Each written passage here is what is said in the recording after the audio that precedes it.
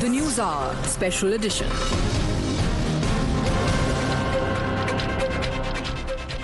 Welcome back, viewers. It's day 15 of the Middle East war, and there's clearly no visible end in sight. Amid growing uncertainties, India is trying to secure its energy needs. The government has assured uninterrupted fuel supply to households, hospitals, and educational institutions. In fact, domestic LPG production has increased by 31%. The government has also reassured citizens that there is no shortage of energy, and retail prices for petrol and diesel will not rise. The reason? Well, we'll say India's diplomacy, which seems to be yielding results. First up, let's tell you what has happened. Two Indian-flagged vessels carrying LPG crossed the war-hit Strait of Hormuz today, Shivalik and Nanda Devi. They are now headed towards India. They are coming towards Mundra port and Kandla port, carrying 92,700 tons of LPG. It's important to note that these vessels are an example of India's exemplary diplomacy with Iran at a time when panic booking of LPG cylinders has jumped from 60 lakh to 88 lakh in just 5 days. These LPG carriers are a reminder of the government's India First policy. And to discuss this, I'm joined on this debate by DP Srivastava, former Indian ambassador to Iran. We also have with us Tara Karta, former director, National Security Council Secretariat. Good evening to both of you. Thank you very much for joining us here on the broadcast today. Ambassador DP Srivastava, to you first. I want to understand from you, two Indian-flagged vessels have been allowed to cross the Strait Hormuz at a time when others remain stranded. Can you tell us a little bit about the diplomatic efforts behind all of this? The Prime Minister has spoken to President Pezeshkian. External Affairs Minister had 4 rounds of talk with his Iranian counterpart. And India has also given sanctuary to 2 Iranian ships recently. So these are all indications of traditional friendly relations between our 2 countries. And this is why Iran has permitted safe passage for the Indian ships, while the traffic through Hormuz Strait for other ships remains an issue. Okay. Ms. Tara Karta, how do you see this development? Do you see it as India's victory?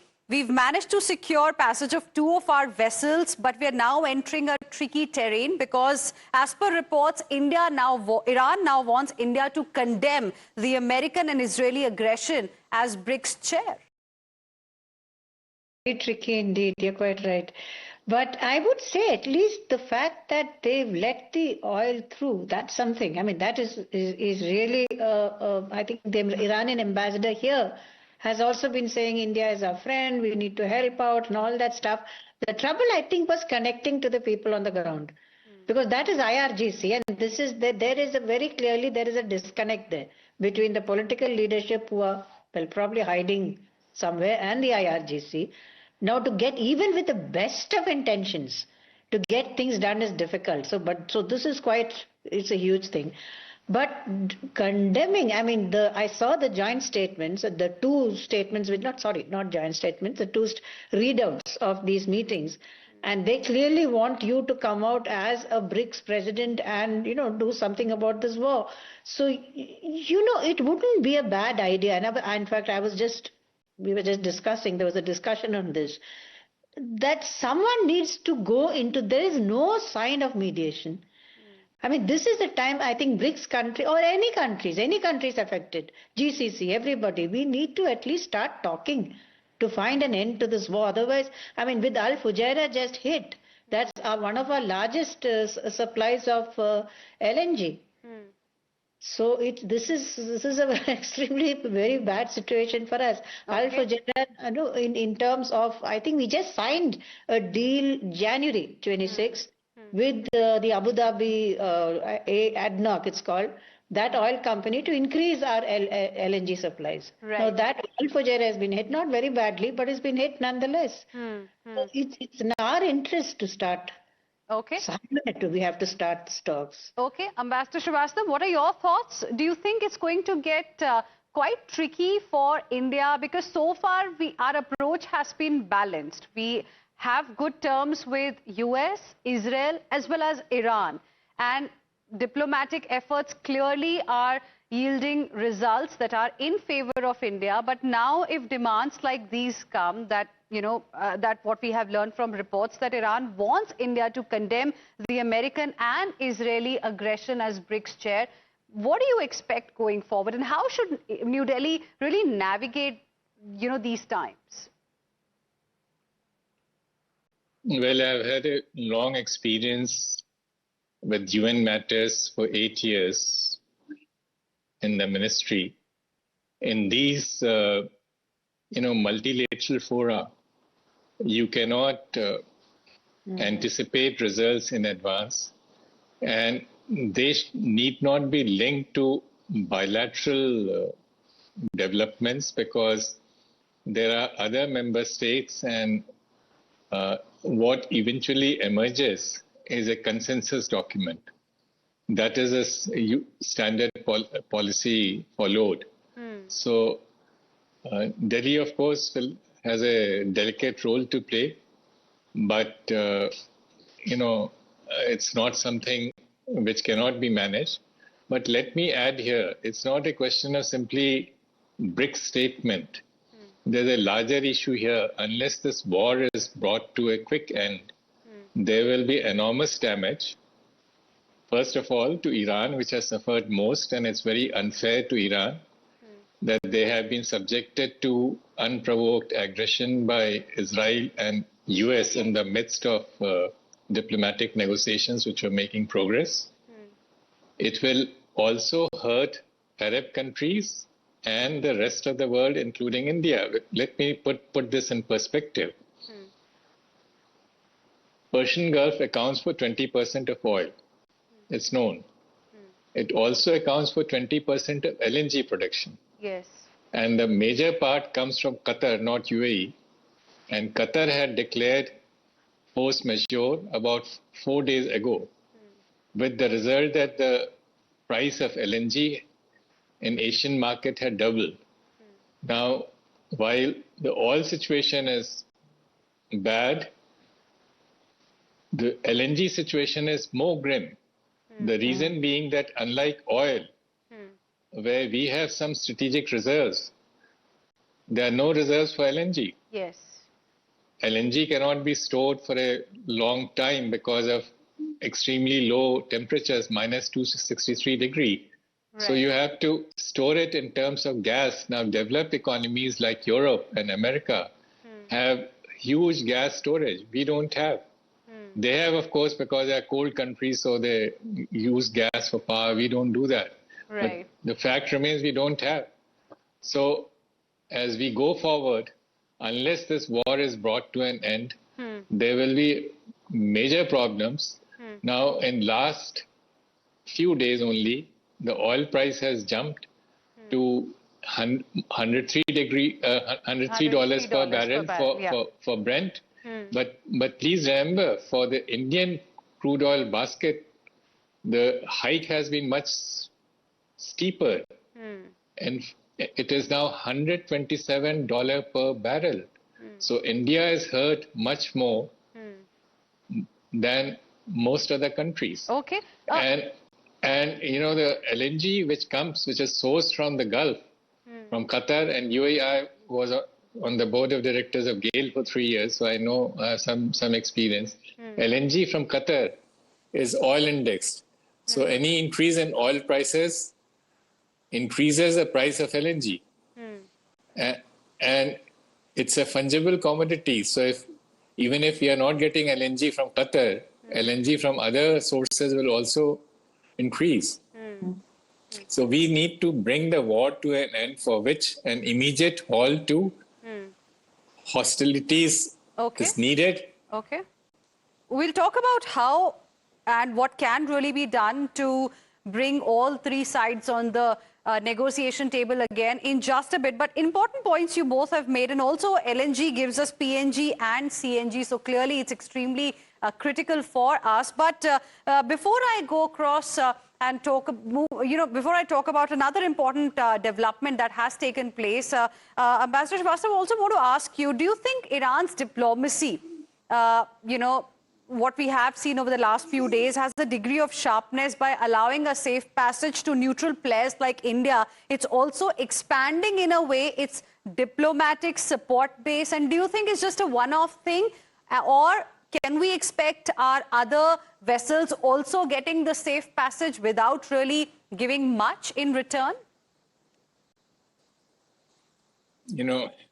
In life, you don't get anything for free. That is why I asked you, without giving much in return, can we expect a safe passage? You should not expect it because they are facing an existential struggle. And it's also beyond their control because, the attacks are coming not only from one source, they are also under attack. So this is one leverage which they have. And I don't think they are going to let that go that easily. Okay. I also want to talk about another very big development that has taken place. US forces have targeted military installations on Iran's Kharg Island, a critical hub for Iran. More than 90% of Iran's oil viewers is exported through this. US President Donald Trump called it one of the most powerful bombing raids in the history of Middle East. He claimed US forces totally obliterated all military targets on Kharg Island. Iran, in turn, threatened to reduce US-linked oil facilities to pile of ashes if oil structures on the island were targeted. But it doesn't seem that US is bothered. In fact, Trump administration has announced a $10 million bounty for intelligence leading to Iran's new supreme leader, Mojtaba Khamenei, and several other senior officials tied to the Islamic Revolutionary Guard Corps. Now, Ms. Tara Karta, how do you see this development? Now, some are of the view that Kharg Island specifically is now being targeted because so far it's only the military installations that have been targeted, but also the idea is to, cripple China or have, some kind of a message there for China, because for China, Iran's oil is extremely important. That is true. I mean, definitely, like we've been saying, even Venezuela, the target was China. That's what a lot of people think. But in this case, as far as I know, the price of oil has also gone up in the US.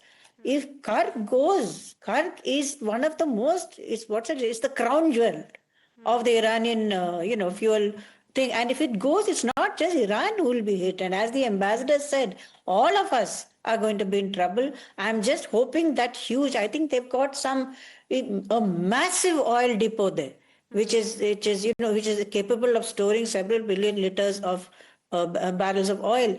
Hopefully, so far that has not been targeted, and hopefully that remains. But they've said, IRGC said, I think it's just 15 minutes ago I saw that news, that they will target, in response to Kharg, not just Fujairah, they will target the other bases as well. You know that Jebel Ali, for example, has got a bunch of US troops. So does Al Fujairah.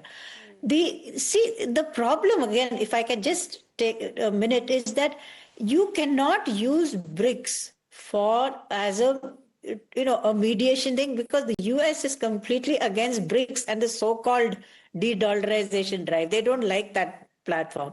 You can't use the UN because the ambassador says the UN is terrible in terms of getting some kind of a consensus document.